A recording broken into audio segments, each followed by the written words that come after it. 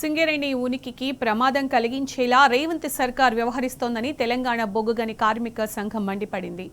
Odisha Naini black టెండర్ల విషయంలో అవకతవకలు జరిగాయని కార్మిక సంఘం నేత మిర్యాల రాజిరెడ్డి ఆగ్రహం వ్యక్తం చేశారు. బడా నేతలకు లాభం కలిగించేందుకు సింగరేణి అధికారులపై ప్రభుత్వ పెద్దలు ఒత్తిడి తీసుకొస్తున్నారని మండిపడ్డారు.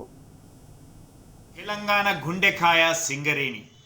ఈ సింగరేణి సంస్థలో ఒరిస్సా రాష్ట్రంలోని నైనీ బ్లాక్ సింగరేణి బొగ్గు వెలుకు తీస్తున్నటువంటి క్రమంలో అక్కడ ఇప్పుడున్నటువంటి కాంట్రాక్ట్ కాకుండా మరొక ఎండిఓ కాంట్రాక్ట్ ఇవ్వాలనేటువంటి ఉద్దేశంతో వెలువడినటువంటి టెండర్లో కొద్దిమంది వ్యక్తులకే, అనుకూల శక్తులకే, సంస్థలకే ఆ టెండర్ దక్కాలనేటువంటి ఉద్దేశంతో తెలంగాణ ప్రభుత్వం సింగరేణి అధికారుల పైన అజమాయిషీ చేస్తూ సైట్ విజిట్ సర్టిఫికేటేషన్ అనేది వాళ్ళు చెప్పినటువంటి వ్యక్తులకే ఇచ్చి కట్టబెట్టి దానివల్ల సింగరేణికి ఎక్కువ కోడ్ చేసి నష్టాన్ని కలిగించి దివాలా తీసి ఉనికికే ప్రమాదం కల్పించేటువంటి చర్యలు చేపడుతున్నటువంటి దాంట్లో ఈరోజు బట్టి విక్రమార్క గారి యొక్క ప్రెస్ మీటే చాలా స్పష్టంగా తెలియజేస్తూ ఉన్నది.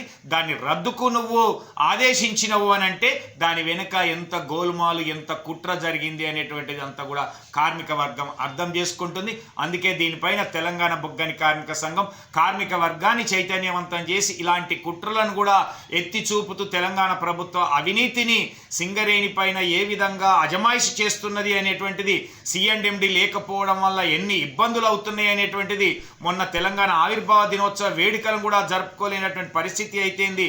జనవరి, ఫిబ్రవరి, మార్చిలో ఇవ్వాల్సినటువంటి స్పెషల్ ఇన్సెంటివ్ను కూడా ఫైల్ మీద సంతకం చేయలేకపోయినట్టు పరిస్థితులు కూడా ఏర్పడాయి. కాబట్టి ఇలాంటి అన్నీ కూడా కార్మిక వర్గాన్ని చైతన్యవంతం చేసి తెలంగాణ ప్రభుత్వం సింగరేణి ఏ విధంగా దివాలా తీసే ప్రయత్నం చేస్తుందో తెలంగాణ బొగ్గని కార్మిక సంఘం కార్మిక వర్గాన్ని చైతన్యవంతం చేస్తూ ఉందని తెలియజేస్తా ఉన్నాం.